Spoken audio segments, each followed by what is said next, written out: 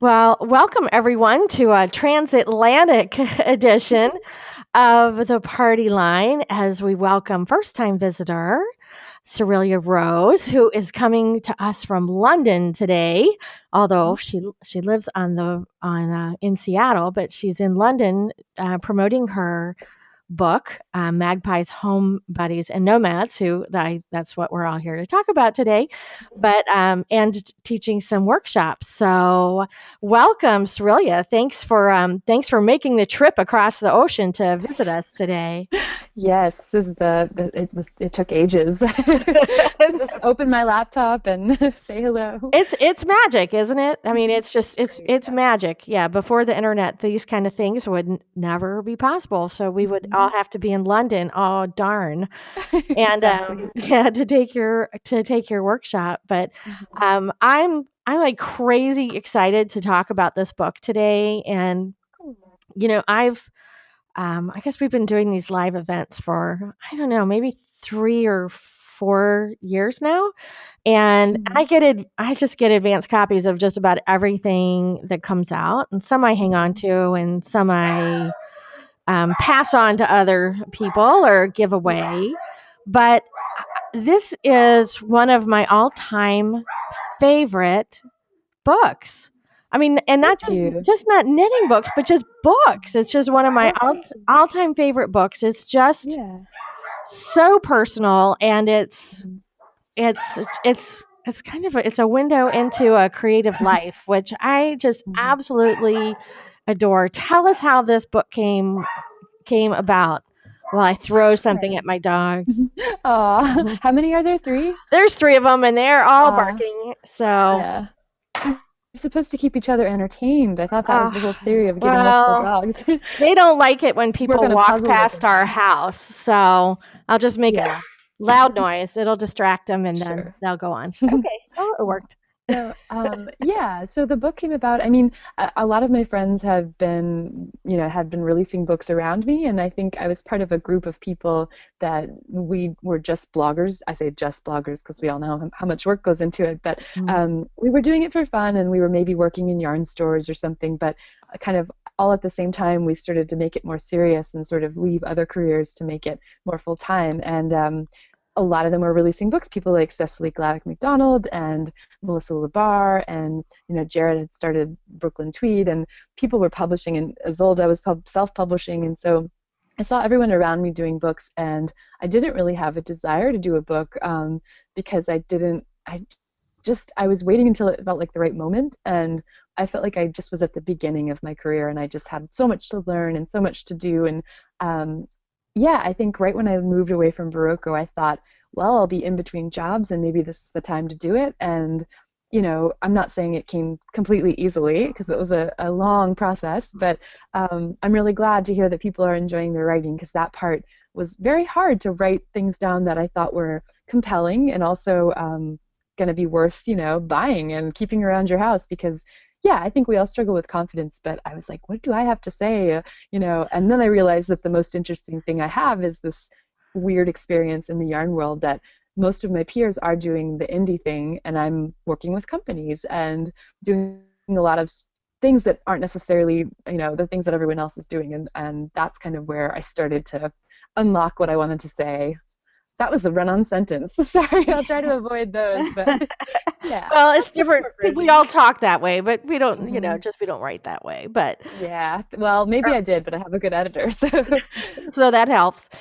So, yeah. So now and the decision for, how to divide the book up into the sections of Mhm. it's basically different kinds of knitters. So I think at some point, Mhm. uh, in some point in our lives, we kind of, I think we'll all be part of one of those, more than one of those groups. I think as Mhm. life changes, we kind of our knitting world changes as well. Definitely, yeah. And for me, it's every hour. Or, I talk about one of the essays is like how to pack for a trip and how when I go to a place, I think about who do I want to feel like on this trip? Who do I need to be? And who do I? So I think about, okay, what if Audrey Hepburn went to the Riviera? And like that's how because I have so many things, and it also grew out of my closet felt very disorganized. Sort of, there's so many personality types in there that I needed something to organize it all. And it also came up from working at Barocco and doing the styling for the photo shoots. Every booklet had a really specific story, and I think that was maybe a bit of a frustrated filmmaker side of me coming out, where I decided, okay, well, this yarn is filmy and ethereal, so she's going to be a wood nymph, and we're going to go shoot it on a mountaintop. And so all the clothes that I need to buy for this photo shoot have to be diaphanous and pastel, and there should be some glitter, and it just, that's a bit literal, but that kind of organizing principle felt very familiar. And so just for myself, I thought, well, who are the personality types that are within my knitting world? And then the more people I talk to, everyone has them, these specific types, and we kind of, you don't need to choose just one because we have that. We're all complex. So Yes. And I think if you took a survey, 99% of knitters and crocheters would consider themselves magpies as well as something else, because we just yeah. have a hard time throwing out even little bits of yarn. Yeah, especially after you see how it's made. I mean, that really makes you value it even more. Yeah, and it's just we all have little quantities of lots and lots of different yarn. Though I just saw the Mhm. cutest thing.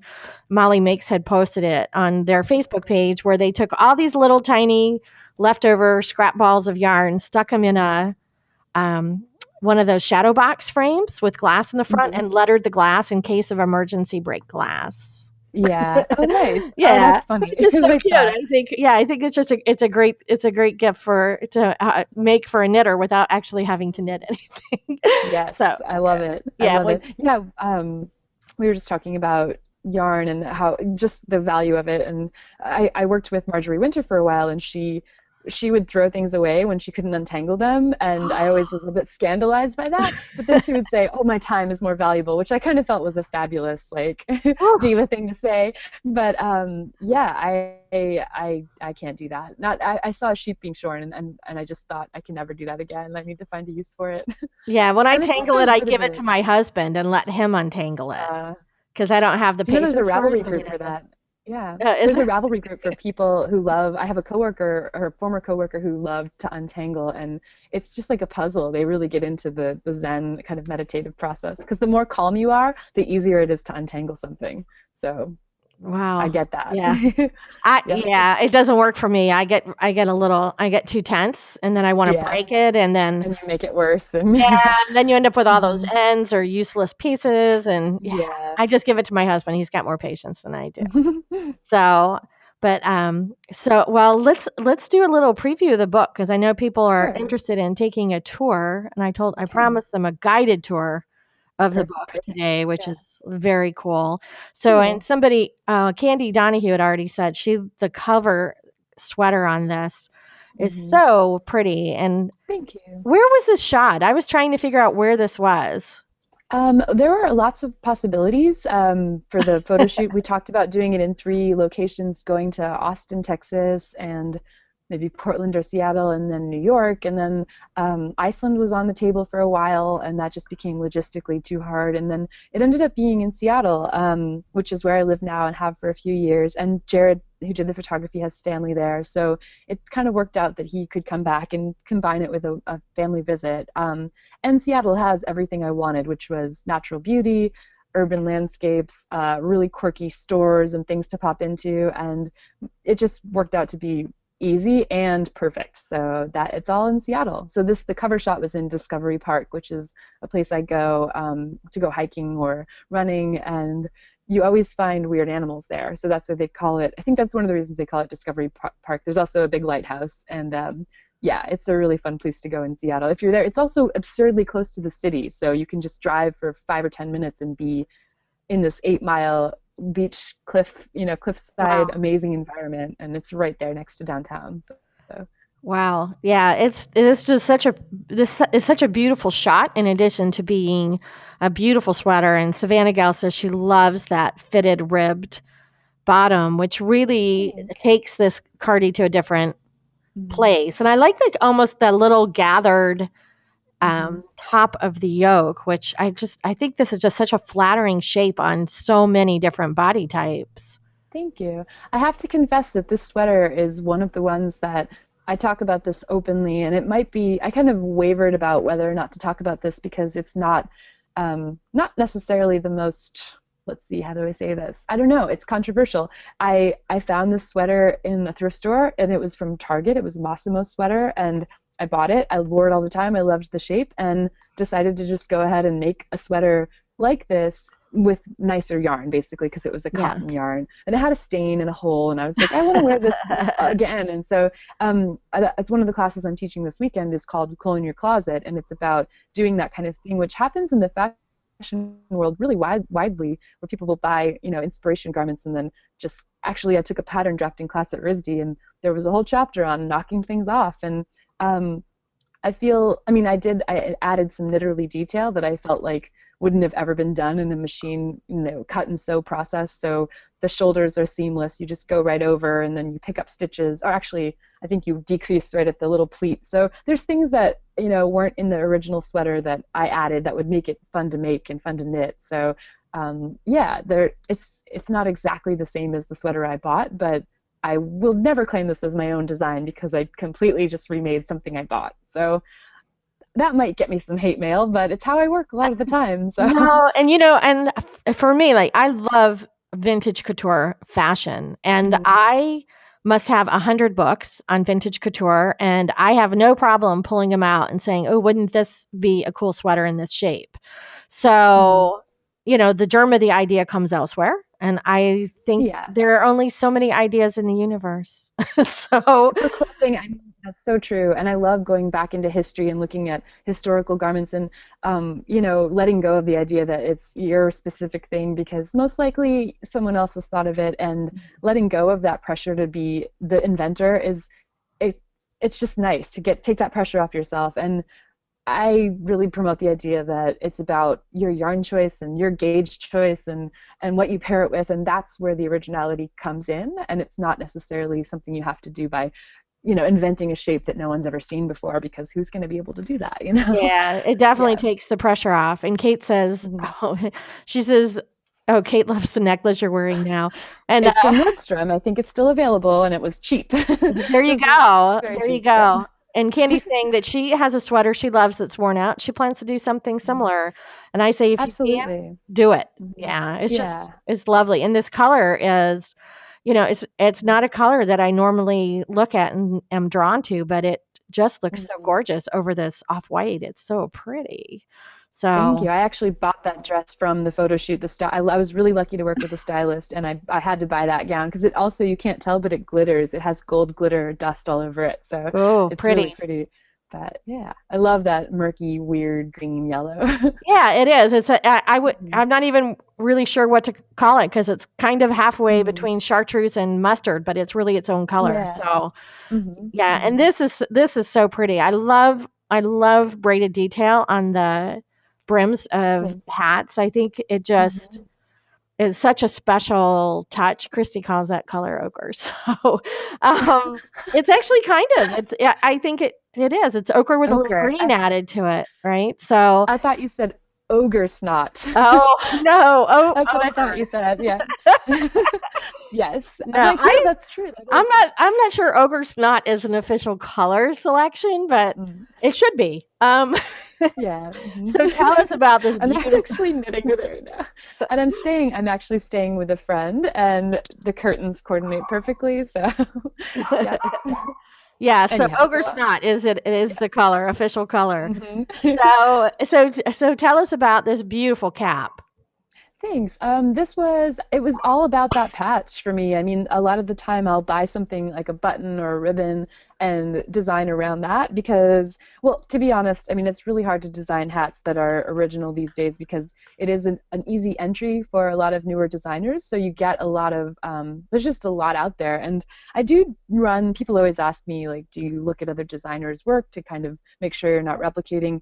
I do sort of do a cursory Ravel research to see if something's been done to death, and this, again, I won't claim that this is the most original thing. The thing that makes it original for me is that I shaped the cabled brim with needle size changes, and Oh, hello, that's doggy. cool. And then there's a bit of short rowing to make it kind of tilt towards the back, but it was all about that patch. I wanted a blank canvas to put that patch on, and That's another principle that I believe in, is that you can sometimes buy the notions first and then design around that. So Yeah, and I'm addicted to buttons. yes, So, me too. yeah, and the last time I was in Paris, I must have come home with a garbage bag full of buttons Yeah. because things you can't find over here, but they're Mhm. definitely can inspire an entire garment. Yeah.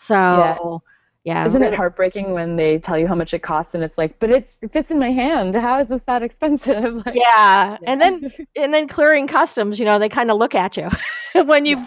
you claim that I bought $500 worth of buttons. They Yeah. kind of look at you like you're nuts. But Yeah. yeah, unless you get a Mhm. knitter, and then they totally or a sewer, and they totally get it. So Yeah. yeah, And so the yeah. problem, I've also found that you never have the right exact button. Like that rarely happens, unless I design around the button. I have a huge button collection, but I still always have to go and buy another one for the project, which is Isn't that crazy. So, funny?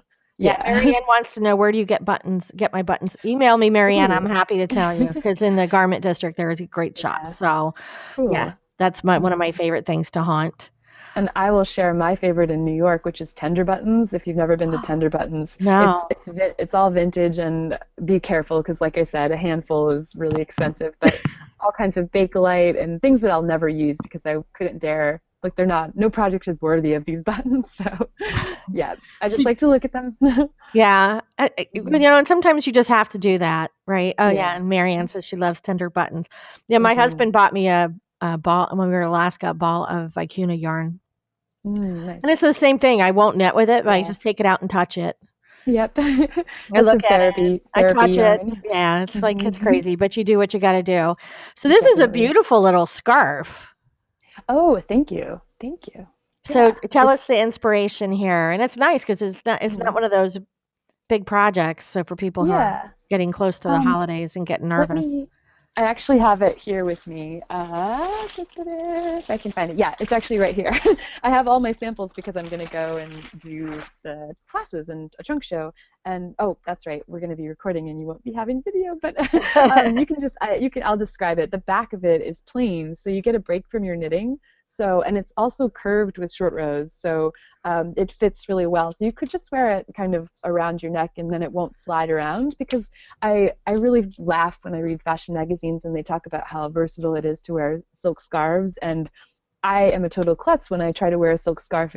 I think I look fabulous, or I leave the house looking great, and then I catch my reflection and I look like I escaped from the hospital. Like it just looks terrible. So I wanted it to stay put. So the tabs were the first kind of reason I did that, and then it doesn't show in the book, but I also wear this sometimes with a silk scarf, like a non-knit one. And it just holds them in place and helps you feel a little more put together. And then the short rows as well, it's not going to really go around because it's just hugging the back of your neck. So I also didn't want to do lace. Well, I did tons of lace, but you get a little bit of a break because I didn't want to do short rows and lace. That's what I was trying to say. Stock, so it goes to stockinette in the back. I'm kind of a lazy knitter, so there's a lot of details like that where you do an easy part that won't show. Yeah, and both the sweater and the scarf are in the book, right? Yes, Yeah. that's true. They're a match set, so Yeah, so yeah, and Savannah Gal says this is a great idea. Her scarves are always moving around too, especially silky ones. It is yeah, impossible to keep them in one place. yeah. So, They yeah. look amazing, but they only look amazing if you don't move and you're just like doing nothing. And yeah, Yes. um, If you're standing in one place and people are like moving around you, then it looks yeah, great. So, mhm, it's just not very practical. yeah. But this is an adorable top. Talk I about impractical. well, I have too much, to Uh-huh. yeah. I'm too old and not nearly perky enough to wear this, but Yeah. for those that are younger and perkier, this is so pretty. And this is Thank actually you. in your magpie session section. It doesn't use all that much yarn. No, I mean, I went up, and it's funny, and it's a controversial thing, but I didn't go wildly up with sizes here because I knew that, if you're a little more boobalicious, you're not going to want to wear this one. So I kind of cut it off at the lower sizes, which, I don't do for every sweater. Some sweaters go a lot further up than what I am, but this one does. It uses Fiber Company silk, which comes in a 500-yard skein. So I think it uses two for most of the sizes, Oh my which is gosh. more yarn than normal, but it's for a little tiny piece like this. And I think it would look amazing with a blazer over it. I mean, I think there's not that many occasions where you can wear something this, this slinky, and you could absolutely make it wider. I mean, you could do a lot of things to make it more less salacious, but this is definitely glamour. Yeah, and I love that it's tied with that silk with the Yeah. organza. It's just such a nice touch, and also Hmm. for a young bride, this would be pretty as part of a trousseau, right? With a little pair of cat Definitely. pants Yeah. or something. Hmm. So Savannah Gal wants to know, is the back completely covered like the front? It's not covered with any pattern. It's stockinette. Again, lazy. You're not going to see it, so I did stockinette for the back. I mean, that's not true. You could absolutely repeat the chart on the back if you wanted to, but I think that I just was being lazy and just this one was actually made by a sample knitter. I didn't knit this one, which is not always the case. I tend to not work with sample knitters, but this one was made by someone else, so I gave them a bit of a break and said just do the back in stockinette and it'll work faster. So Yeah, Christy says this would be pretty made into a dress, which I agree. I totally agree. Yeah. And Savannah Gal wants to know, is it open skin in the back or does it look like the front? It looks like the front, except actually I have it right here. I don't know why I'm not just showing it.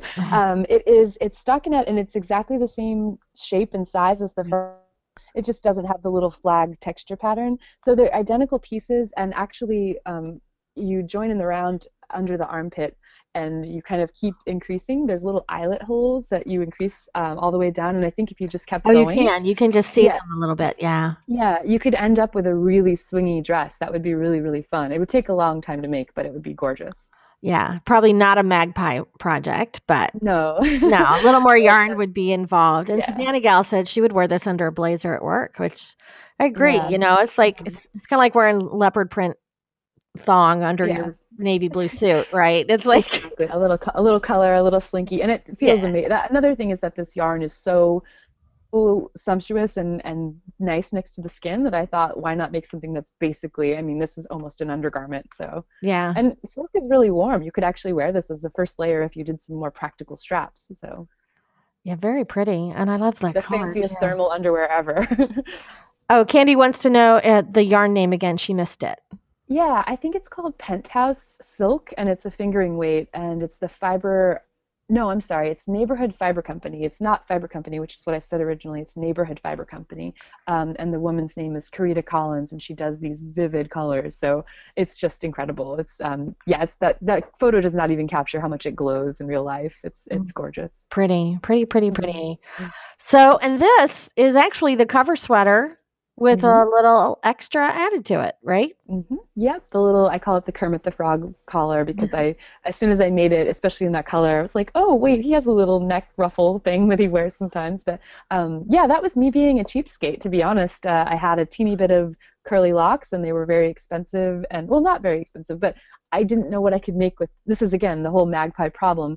I would always buy just one little ball, and this was when I was in college, and even now I'll buy something but not get enough to make anything sensible. So I knit a little base and then hooked through these curly locks so that the outside had the fuzz, but the inside was just plain old yarn. Yeah, this is such a clever use of those. And when we talked yesterday, I went on this thing where I decided I was going to learn how to wet felt, which I never did. But I've got this huge box of supplies, including curly locks, Mm-hmm. and I just never knew what to do with them. But they were way too cool to like yard sale or get rid of. Hmm. And Yeah. this is such a clever idea because it creates that Sherpa look, Hmm. kind of, and Yeah, they're really glowy and they're hand dyed, so there's variation. And I know a lot of people don't like to wear fur, so this is a yeah. nice alternative to that. And I think I started knitting with it, and it just ate up the yarn way too fast. And you couldn't actually, it was bound up, and then you didn't get the shaggy curls. It was very compact, and so I was like, how do I just make these curls kind of sing? And this is how I did it. So. Yeah, very cool. And Savannah Gal Mhm. says this would be very glamorous in black, which I agree. Definitely. I actually have a bunch of neutral to make these for, yeah, the rest of the winter. Oh, nice. And yeah, and the interchangeable collar thing has Mhm. Candy's eye, which is a very cool thing. It totally changes the look of the sweater. Yeah. And that and Hannah loves the pairing of a separate collar with a sweater. It's just Yeah, really the clever. other way, it's really down to earth the way it is on the cover. It's just a simple cardigan, and then this takes it and makes it evening worthy. And I also have taken the collar and put it over other stuff like a jean jacket or, something else I'm wearing, and it makes it a little more fun. It's like jewelry kind of. Yeah, Hmm. soft jewelry that comes from Yes, sheep. exactly. We love that. And when I first saw this, I thought, oh, because I have a cabin up in the North Carolina mountains, and I thought this is the kind of sweater that you toss on and you spend the entire day in and, put the fire on, whatever. It's just, it Yeah, looks so comfy. Tell us it about, is. and now this is, Yeah. we're in the homebody section, Hmm. so that makes sense. Yeah. It looks like something So you can spend the day in. yeah, the palette for this is all softer. It's like the faded things that you wear while you're at home, but I actually love those faded sweatshirt colors. And this is a yarn that's made out of t-shirt material, so jersey. And I thought, wouldn't it be funny to make a t-shirt out of t-shirt yarn? But there's all kinds of challenges with working with t-shirt. It's heavy and it's chunky. It's really chunky and it's like chunky gauge wise, and finishing becomes difficult when you work at that gauge. It's really visible. So and it tends to sag because of the weight. And so I worked it side to side so that you would get this curved hem, sort of like a baseball style raglan, curved hem on the bottom, and then the finishing on the sides is just crochet chain, so I made it visible. I used a contrast yarn there, so it was obvious, so I didn't have to worry about hiding any of the seaming. And the sleeves are just gauge blocked. I didn't come up with that term, but Karen Templer from Fringe Association calls that gauge blocking, where you just go down a few needle sizes and then you have this tighter fitting sleeves. So that was a lot of fun, and I have to admit I knit this in like 4 hours before the photo shoot the night before Oh my because gosh. yeah, I'm kind of a last minute knitter sometimes, and this worked up so quickly, and that doesn't always happen, but it just kind of came out fully formed and no problems. I think I changed needle sizes a few times, but other than that, it was like a one evening project, which is cool. And it's only 4 balls, I believe, for this size, which is very stretchy. It's incredibly stretchy. So if you could make the size, and it would just be a little narrower if you were wider than this ballerina lady modeling. So it's just completely versatile and easy, and it feels like a t-shirt. It's really soft and comfy. Yeah, it looks really snuggly. And I Mhm. think somebody was asking, oh, Kate was asking, does the back look like the front? It does, because this is also knit in one piece. So I had a long circular needle and I cast on everything and knit this way, well, this way, and then I split for the neckline. So I was kind of working side to side, and when I got to where I thought the neckline should be, I just worked back and forth on the back, and then I went back into the front and then rejoined for the other side. So I do a lot of that. I'm not a fully anti-seam knitter, but I do like to take some shortcuts where I can. So that was one of the shortcuts. So the back and front are identical. It's a boat neckline that you can wear either way, and there's really no difference. Yeah, and so if you spill something on the front, you just turn it around. Um, Yeah, I take that back. There might be a little bit of shaping on the front. There might be some decreases that make the neckline dip lower, but I can't remember because it's been a while, but yeah. it's in the book. So yeah. Well, and crocheting those outside seams has got to also help make it more stable too, right? So, Yeah, you can see how it pulls up on the sides, and I actually crocheted a little firmly because I wanted it to pull up and keep it in place. So, yeah, it's really pretty. mhm. It looks like something you're going to want to spend the day in. And these are just so cute. I love the idea of using the little fabric ribbon on it. It's Mm. just they're so adorable. Tell us about these slippers.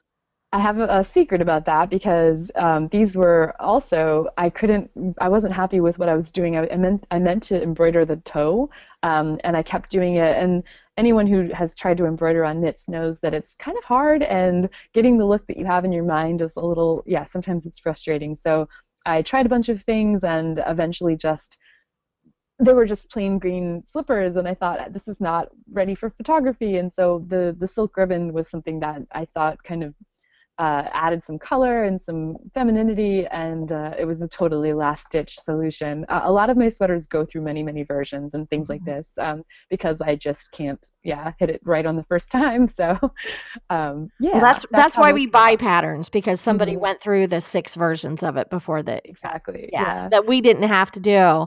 So hmm yeah, Patricia thinks these are way too cute, and Savannah Gal says she loves these. She wears house slippers all the time, Yeah, and I do nice. love that square toe as well. Savannah Gal says she loves Mhm. that square toe because just for Cool. sheer comfort, hmm having something that doesn't grip your toes, Yeah. is really nice. So Yeah, these were also kind of inspired by when I travel in Iceland, I saw those garters soles that there's been a book written about them. I think it's called Icelandic Rose Knitting. But they do these soles that are knit and garter stitch, and you put them in shoes as insoles, and they're beautiful. They have all kinds of designs and colors, and they would just replace those soles. I've heard that, if I'm remembering it correctly, that they had shoes made out of shark skin or seal skin, and they would just put in new knit soles when they needed to keep the shoes kind of comfy for longer. And so I was really inspired by that, and I made a garter stitch sole and then picked up stitches and knit the other way. So yeah, one day I want to attempt the more intricate ones, but this was a simplified version. yeah, they're really really cute, and what a great gift idea for the holidays too. So Yeah. hmm yeah, so Mary likes it too. This Yeah. this it's amazing because the difference that color choice makes in a project, and I think people you just cannot underestimate the importance of color palette. I think this Mm. is a perfect example of how colors just really make a project spark. And Mm. this color palette just I was so drawn. Of course, it hmm helps that the girls got red hair, but Yeah. I was so drawn to this color palette on this scarf. Talk to us about this. Oh man, this is another secret that and also it's revealing how inspiring Iceland has been. I bought a Lopi cowl in the Hand Knitting Association store, and it was a hand knit cowl. They have this project where people will knit and then sell the knits in exchange for a donation. You get a knit piece, and they will donate it to a children's hospital locally. So I often don't get to keep my knits, so I'd have a lack of knitwear, and I bought a cowl there, and it was made out of Lopi, and this is not exactly the colors. Of course, the yarn I used is wool balance, which is cotton and wool, because not everyone can wear Lopi right next to the skin. Yeah, I can't. So yeah, and so it was funny. I think what struck me in that cowl, because it was the color sense that I really went for. It was a royal blue, a white, and a dark chocolate, and then there was one other color, but I can't remember right now. But it was a choice I would never have made for myself, but I loved it so much, and I wear it with everything, and I can't stop wearing it. So I thought I needed to recreate a knit version, and so everyone could have this perfect cowl. And but it was fun because when I looked at the shade card for Wool, they didn't have the exact same colors, so I had to think about, well, what comprises this amazing combination? It's earthy root color, the chocolate, and then a bright punchy blue, and then this like coral, which is actually, I don't think that was in the original one, but it was a really fun color exercise to have to replicate something, but have to also make color changes because Yeah. it's, yeah, I think a lot of us struggle with that. It's a confidence thing and knowing what goes and what doesn't go. And It is, and and I think when we had Tanis Gray here last week, she was talking about the cover project on Three Skeins or Less, which is mittens that are pink and red, and hmm hot pink and red. And the whole yeah, time I was growing up, pink and red didn't go together, red and yeah, orange didn't go together, pink and orange didn't go to. There were all yeah, these rules about what hmm went together, and yeah, I think to be able to step outside that and say, well, I think some pinks and yeah, some reds look great together, kind of thing. yeah, Or if I add some black to it, it's going to look great. Or is hmm I think that's true. People are just are nervous about hmm making bold color choices, yeah. and And this that's is something, yeah. I think traveling really puts you in the place where the color meanings are not the same and the uses are not the same. And so anytime you travel, you always can, it stands out to you because it feels unnatural. And then you're like, okay, this is fresh and I can bring it back home and be ahead of the curve kind of. Yeah, and I Mhm. think this is beautiful, and it would basically go with everything. So Yeah, really that's what I feel. It's pretty. also red, white, and blue. It's a bit of Americana. I mean, the brown, I don't know what that is, but it's a bit red, white. It's patriotic looking on this model, I think. There you go.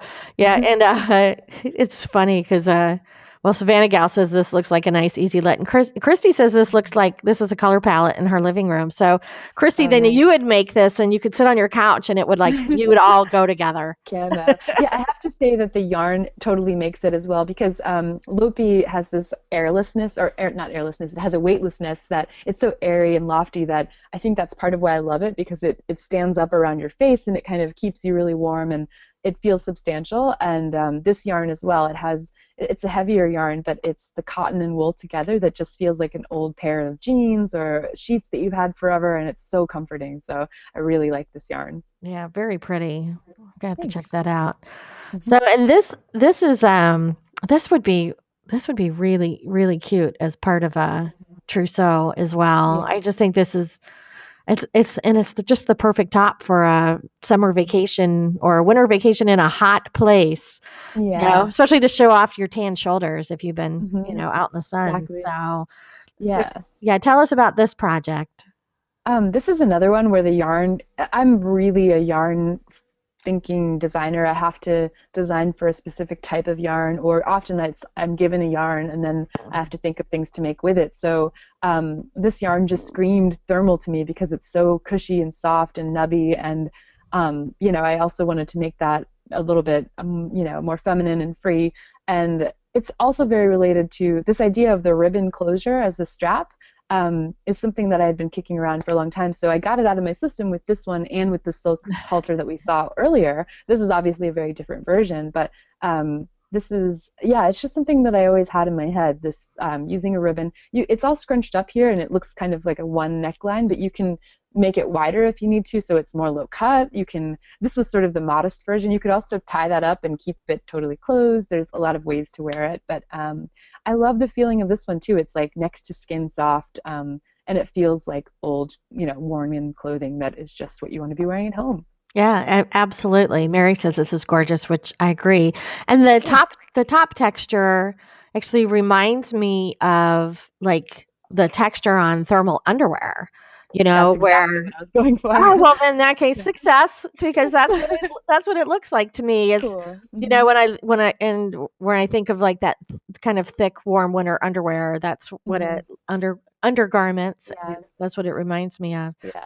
And this color is so beautiful. It's like a faded red. And this is actually one of the other ones in the book that is made by a sample knitter, and it's a male sample knitter. He's a husband of a friend of mine, and I was like, I got the top done, and I said I need to work on other things, and he knit the bottom. So that was pretty fun. And I think we both agree that if we had kept going with it, I think I ran out of yarn, but it could have been a really cute little dress, a little casual negligee. I know you wrote a book about the South. I think this one. First of all, the yarn is called Savannah, so that Oh, there you go. screams the South. But I feel like this is kind of a cute little Southern project. It's also not terribly woolly. There's a bit of cotton in there too, so it feels kind of Southern. Yeah, and I love yarns that have that sort of faded lived in look and feel to them. You Hmm. know, they're just they're perfect with a pair of faded blue jeans or there's just something so comforting about Hmm. those kind of yarns. So, yeah, Candy says she likes them too. And this just Yeah. has that sort of soft lived in look to it, which is Hmm. really nice. Yeah. So, so let's see. So now we're nomading. So we've moved Hmm. into the nomads. And this is just one of my favorite toss-on sweaters that I have ever seen. It looks, I mean, you Thank could you. wear this with anything. Yeah, I've been wearing it. I try not to wear my samples because I want them to stay nice looking for shops, but this one I haven't been able to resist because it's also hard to tell from the photo, but the yarn is so soft. It's an alpaca that is one of those yarns that's blown in, so you get it feels like a soft like single ply, but it's not. So it's really really cool. Yeah, Marianne says this is her absolute favorite so far, and Savannah Gal says, "Ooh, it's very comfy looking." It is. I mean, Yeah, I'm so it, shocked. I well, and I know when you and I talked, you were Mhm. surprised that this sweater has gotten, just Mhm. crazy love. But I think Yeah. everybody wants those kind of slouchy, toss it Mhm. on. It doesn't really matter what you have underneath it. You can Mhm. go to the grocery store with a t-shirt and Yeah. sweatpants underneath this, and you Yeah. would still look great.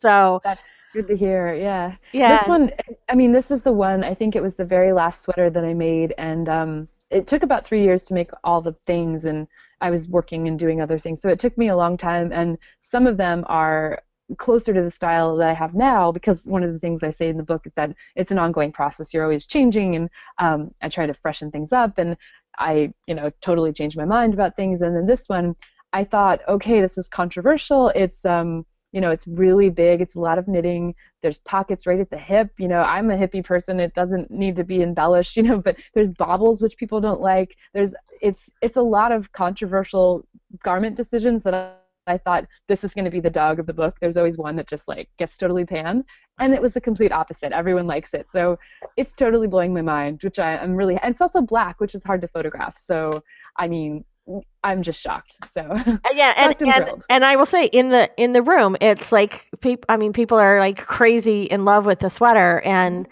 Jamie says ever since she saw this image, she's been wearing her boyfriend's cardigan the same way, and it's not the same thing. And she said this is at Yeah. the top of her list. And Savannah Gal says she Wow. loves baubles, which I do too. Mhm.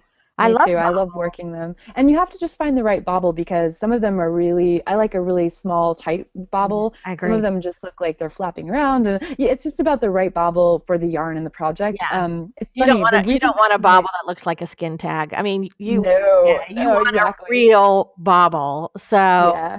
yeah, I Hmm. mean, it's just those little tiny details that make such a difference. And Savannah Gal and Hmm. Christy both said whoever did the styling for this book did a great job, which Yeah, that was I Emily agree. Maslow, a friend of mine locally, and I kind of got the job because of a yarn shop owner that we all had mutual friends, and not the job, but I got her to agree to do the project because she normally works on really, big names, and I was like, I have this knitting book that I'd like some help with, and it was such a luxury to have help with that because I normally do it myself, and not having to do all of the steaming and the packing, and it's a huge job, so. Yeah, I know. I'm Yeah. sorry. I just saw the comment too.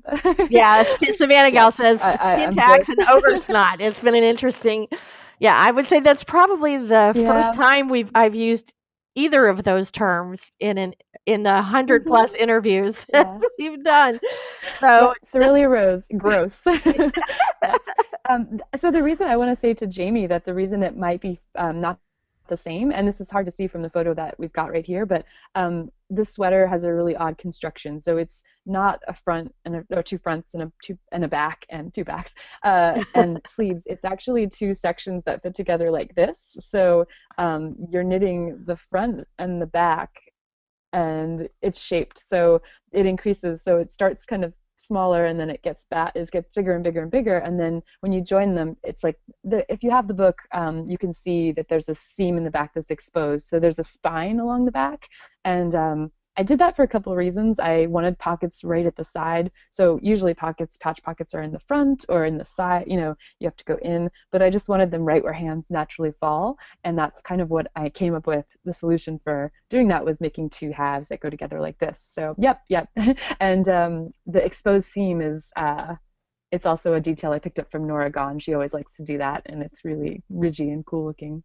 yeah, yeah, Roxy says she loves the fun construction method. And for people who knit a lot, Hmm. I tend to be drawn to things that are will be interesting to actually make, because Yeah. if you're gonna make a sweater, you're gonna spend Mhm. some time with it. So it needs to be yarn you love, Yeah. that you want to have in your hands for thousands Hmm. and thousands and thousands of stitches, Yes. right? But Yeah. it should be fun. It should be fun to knit. I mean, we Hmm. all need those mindless projects that we do when we're at the doctor's office, or where we don't have to Hmm. actually look at a pattern, Yeah. to make it more interesting. Yeah, Savannah Gal says she agrees. It's just more fun to knit something that's different. Yeah. So yeah, and Candy says she loves that the pockets are actually where the hands are, Hmm. which Yeah. is It's funny. Yeah. I think everyone loves pockets because you can. My favorite is Michelle Hunter, the designer and knitting instructor. She says she always wears cute things with pockets, and she says, "Yeah, I got a snack and a flask." Like that's all you need in life. But for me, I think pockets are. Sometimes if you're nervous and you're fidgeting with your hands, you always notice a person who's like picking their nails, or so it's a way of like being composed and just stick your hands in your pockets on the side and you feel a little more comforted. So yeah, pockets are great, but they present challenges like that extra. The reason I increased it out that way is to make some more space for the pockets in the hands, because sometimes you'll get the bulge that happens with the inner pocket lining. But yeah, it's I had another thing to say about this one, but I totally forget now. Except that it's spawning a lot of, I'm making more versions of it because it just, I'm fascinated by I was going to say that I love stockinette, and I know how boring that is to make, so I had to come up with something to keep people entertained because, yeah, stockinette's boring. Yeah, boring, but sometimes in a good way. Yards of Yeah. stockinette, it can Mhm. be mindless, but mindlessly soothing, right? So Exactly. Yeah. yeah, when you're not counting stitches or Mhm. trying to figure out what the hell row on the pattern you left off on. So Yeah. yeah, Mhm. Savannah Gal says it's relaxing, and also Mhm. that it's obvious you put a lot of thought into your projects, which we all Thank you. appreciate. So I Thank think you. this thing you're going to see this everywhere because it's just too damn cute. Yeah, I can't So wait to see it in different yarns and yeah. Mhm. yeah, when people put their own touches on it, which Mhm. is really cool. So I once saw somebody actually knitting one of my projects, and that was just the Ah, coolest thing in the I've never world. seen that. I don't think that's cool. Yeah, I was in a yarn store and somebody was actually knitting out of my Deep South knitting book, and I was Nice. like, Mhm. yeah, that was so cool. So Yeah. this is so pretty, and this is one of those things that shows just like a little bit of color on something Mhm. neutral and how Mhm. totally. I mean, obviously you could do this in gray with black trim, but this is Yeah. that little pop of that bright yellow. It's like a whole nother world. Tell us about this Yeah. cape. It's so cute. Sure. Again, I have a disaster story about this one. It's so like everything I do starts with failure. So, I bought this cowhide poncho in Amsterdam, and I'm blaming Stephen West for that one because he encourages you when you're buying crazy things. And I ended up bringing it back home and thinking, like, when am I going to wear it? Like, it's not even nice faux fur. It's terrible. And the collar was stand up, but it was still a cool shape. I was like, this is an interesting shape, and I was obsessed with it. And I thought, well, I have to get some use out of it, so I'm going to design a garment kind of similar. And I started knitting in the round and making a tube, and then put it on and realized that I was really constricted. I couldn't move at all, and so I decided to steek it. So the steek kind of saved it. Now you can wear it just over your shoulders, or just it's basically like a cape kind of accessory piece. But the yarn, the neon thing, it's like I chose all these yarn colors years ago, and I got really lucky with neon and with orchid, radiant Oh, orchid, the color of the year, because yeah. yeah, that was just a color that I love, and then it became a Pantone color for this year when the book came out, and I was so nervous that I was going to choose trendy colors and then it would look horrible and dated. And neons are still sticking around too, so this was extremely lucky. But Yeah. I was Really worried cute. about that. Thanks. Yeah, and Candy says she loves this, and Savannah Gal says capes are really popular right now, and I mean you Oh see yeah. them all over the runway, Hmm. So and Yeah. they're really practical. But what I love about this is how you actually can get from above your elbow out, because I think that's the Yeah. downside of capes is that you either have to open them all the way to get your arms out, which makes them Mhm. not particularly practical in cold weather where you're trying to stay bundled up, Yeah. or I mean, because this way you actually can use your arms. So Hmm.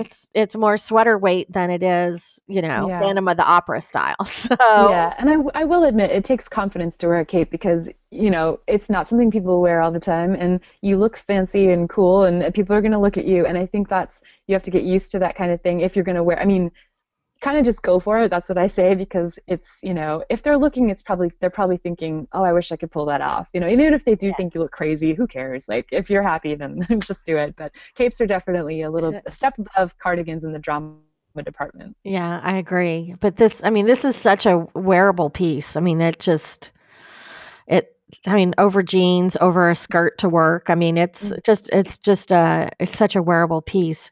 Mm-hmm. And a lot of capes aren't. A lot of capes are Hmm. way too, you know, Broadway diva. kind of Yeah, exactly. style, Yeah. which very few Hmm. people can pull off. Yeah. So Patty LuPone maybe, but that's about it. So the Yeah. rest of us are on our own on that one. Yeah, and this yarn as well. I just to get back to the Cape for a second. It's Peace Fleece, which is part mohair. So and it's incredibly. I think the price is amazing for what it is. It's like under $10 for a huge skein, and it's really really woolly, but it's also mohair, and that you get that luxurious halo and kind of a silky sheen, and it's just this amazing hardworking yarn. So again, yarn choice like completely. It felt like wool already, like a nice boiled wool coat or something. So that completely informed this piece. Yeah, and I love boiled wool. I think that's Me just too. it's my years in Germany, I think, did it to me. So, and this was so crazy. I mean, I when I looked at this, I thought, oh, that's woolly locks in a million colors, Hmm. and I wonder, I wonder how many shapes you could do with that, or I could you paint know. like a picture with it, or I mean, it's like because I never Yep. really thought of using that as Mhm. trim on Yeah. a sweater and this is so cool. So Thank yeah, you. so Vanna Gal saying she loves your down to earth personality and fresh young perspective, which I have to agree. Thank I you. will say in all the years that I've been interviewing authors, you Mhm. are the first person who's ever said that was a total mistake. It was like, Yeah. you know, Yeah. I'm it actually just blushing again because this is, I guess what? I have another, and I'm starting to wonder if like, does a project ever go well for me? Or I think I always try to get there in the end, but for me, it's like the mistakes always lead to something really cool. So this one, again, went through many, many versions, and the version that it was right before this that used the locks, they were on the shoulders, and that was just a little too high fashion. I thought it's just too out there. They were like shoulder pads, and it was this weird and I thought, I love it, and maybe I could wear it in, a city or something. But I thought a heart was a little more accessible. So, and I just liked how it looked. It's cute. But it's yeah, I adorable. definitely played around with a lot of options for this one. Yeah, and it really kind of shows how you can use those locks, which I had never in a million years thought of using in my knitting.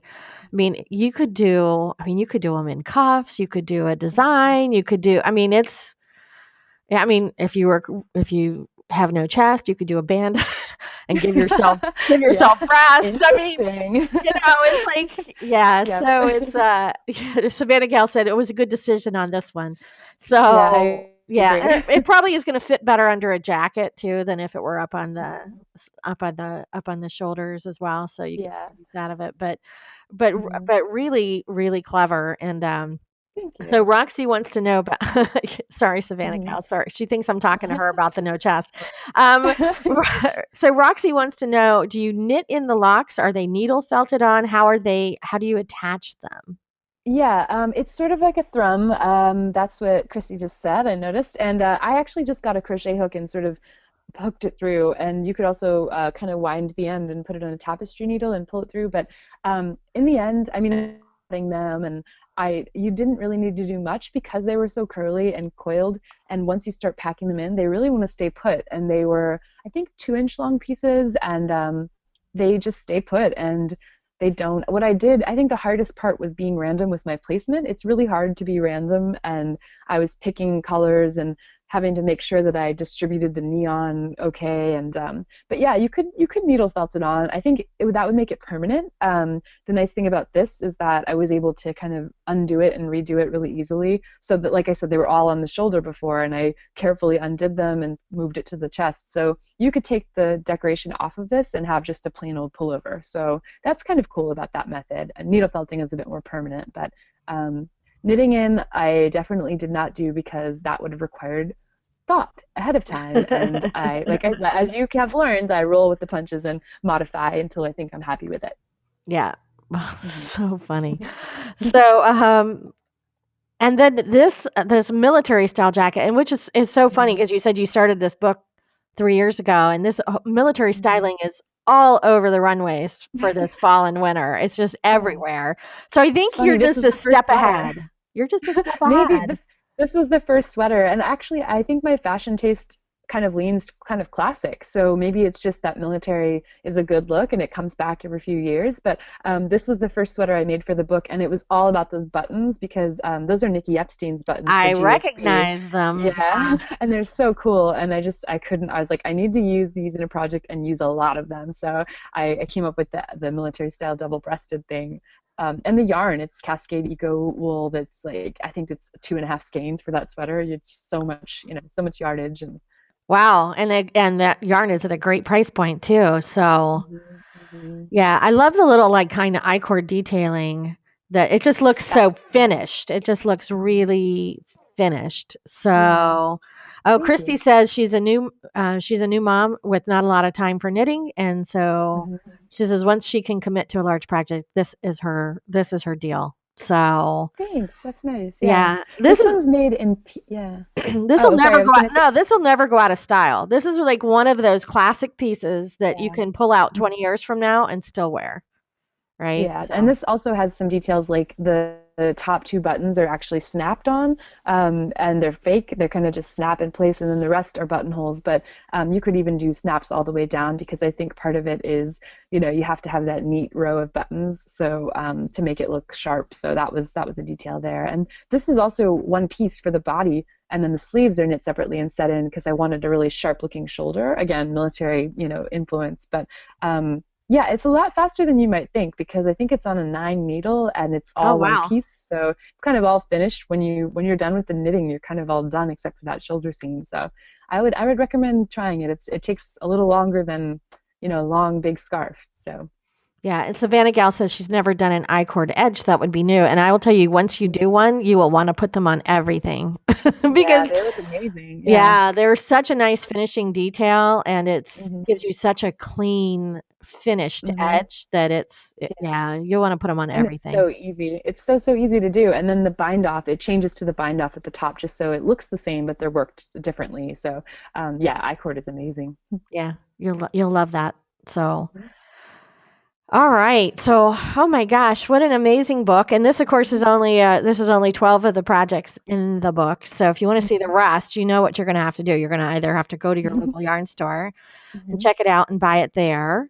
Or if you're lucky, you're going to win because we're going to give away a copy today Yeah. during the event. We're also starting tomorrow giving away a copy on our Facebook page, which is we've Cool. started doing that. We give away 2 copies of everything. Hmm. So, and thanks very much to the publishers for being in on it. So, and Savannah Gal says she doesn't think she's ever seen a book where she likes so many of the patterns, and I, Aw, I'm blushing. which I agree. And I will tell you Mhm. that it's not just the patterns in this book, because I love the patterns in this book. It's the stories and the writing in this book. And when I first opened it, and started reading it, I sent a note Mhm. to the publicist for Mhm. Melanie Fallick Books and Mhm. said, "Oh my God, this is probably my favorite knitting book ever."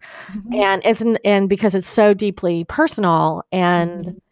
I feel like we're all friends now, because if you read Mhm. the book, we're all friends. So Yeah. it's Cool. just an amazing book. So Candy says Thank thank you. you. It's a great book, which I absolutely agree. Yeah, Thank Savannah you. Gal, you Yeah. will love this book. There's so Mhm. many beautiful personal stories about Mhm. travel and inspiration and kind of finding your oh, sorry, that's the wrong screen. And Mhm. finding your own, Oops. yeah, finding your own style, and it's just it's really Cirilia shares Mhm. her her life in art with you. So it's a very cool book. So I know you're going to want to keep up with Cirilia. Mhm. And so there are actually, because of the universe of the internet, there are a lot of places you can find her.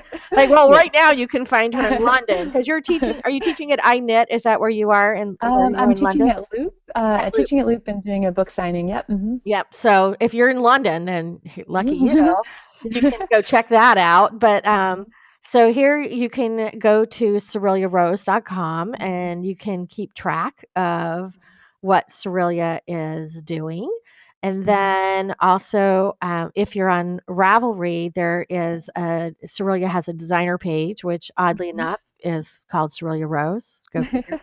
Yep. Go Finally figure. happy to have a weird name. Yeah, it makes Yeah. it makes it easy to check to find you. And then Hmm. on Facebook, what you want to look for is Cirilia Rose with all in lowercase. Hmm. And you'll recognize it because you'll see that it is A, the picture of Cirilia, and B, the cover of the book. Hmm. So, and you'll see there, hello London, Hmm. which hello London. So I love Oh. London. It's a lot of fun. And they almost speak English there, so you hardly need a It's translator. true. Yep. I had to translate for my husband, but that's a whole nother story.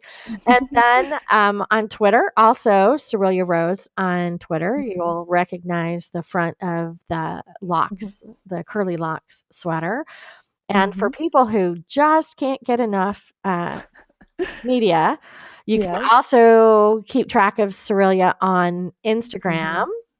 That's probably And where I'm most active these days because it's so easy and instant and fun, and I'm so visual that yeah, that's the place where I have the that's the most place you fun. go. So, Yeah. so this is where you can check up on where she is and what she's doing. And Hmm. then Hmm. also on Pinterest, which I like checking out designers' boards because you really see what inspires them, which is Very true. Yeah. yeah, Savannah Gal wants to know how people keep up with all the social media outlets nowadays. It can be exhausting. Yeah, So it's true. yeah, Yeah. it can be I exhausting. actually just started a newsletter, which I didn't, there's really no place to send you for that, I don't think. But on the Facebook page, there's a link to subscribe. But I realized that there were so many places that I felt kind of scattered. And I'm like, I just need to go old school and do an e-newsletter like once a month and say, here's where to find me, here's where I am. And Here's what's going on. yeah, Here's what I'm working on. exactly. Yeah, so it is a little simpler because otherwise you're Savannah Gal says I'm on it newsletter. Yeah. So and then this is a project you're working on for Zelana. Talk to us about the New Zealand wool connection that Sure. you've got going Yeah.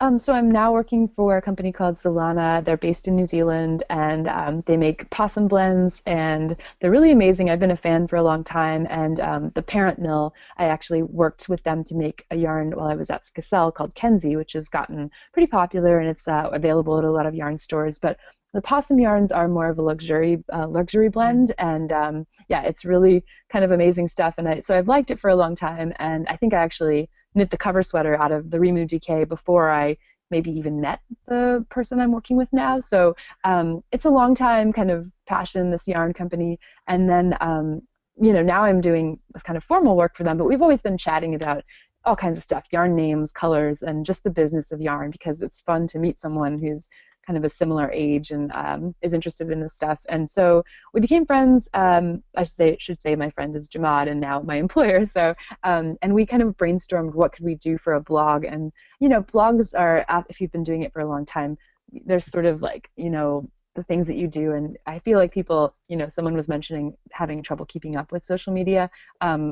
A lot of blog posts can sort of feel forced. And so I wanted to come up with something that, well, it was a project I had in mind for a long time, the Julie and Julia project, that where the woman who worked her way through the Julia Child Yeah. cookbook, Mastering the Art of French Cooking. I thought, why hasn't someone done that with Principles of Knitting? So, because it's a massive book, if you're aware of it, it's an encyclopedia of knitting, and I thought someone needs to do that, and I thought, why not me? So we've just gotten started. I'm editing the third episode right now, and it'll hopefully be at least a couple of months. And we're going through the book, but 3 pages is enough to fill a 20-minute video, which is just that's how dense this book is, full of information. And it's not meant to be a substitute for the book. It's meant to be a supplement and my reactions to it as a long-term knitter. And I've heard and seen a lot of different things, and I just want to kind of react to June's. There's still stuff in there that blows my mind and I've never heard before. So just kind of going through it and responding to it. That's what I'll be doing for probably the next couple of years at this blog. And June has signed off on it. She's really excited about the project, and I'm excited to become a better knitter. So. Well, and you can check that out at zelana.com and go to the blog, and that's where you'll find that. So that you can keep track. Now, I know people are gonna be running out to get this book. Mm-hmm. And I will say, if your local yarn store doesn't have it and isn't getting it, because we're all Mm-hmm. about supporting local yarn stores, you know how you can help support Planet Pearl, and which is you go to planetpurl.com and you click on books, and oddly enough, you will find Magpies, Homebodies, and Nomads right there, right there, Yay. right there. So And easy. it's so easy. We make it so easy for you. And when you click through to buy it at Amazon, that we get a little commission, which helps us like pay for this go to Mhm. meeting um, interface and all that good stuff. So, but I know that I mean I hope this is the best selling knitting book in history of knitting books. Thanks. So because it's Me just too.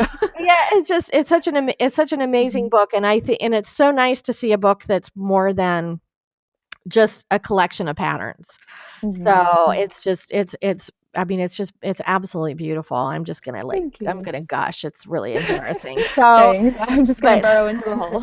yeah, it's okay. It's all good. So yeah, so so I know people are going to stick around because if people in the room, I'm going to be giving away a book.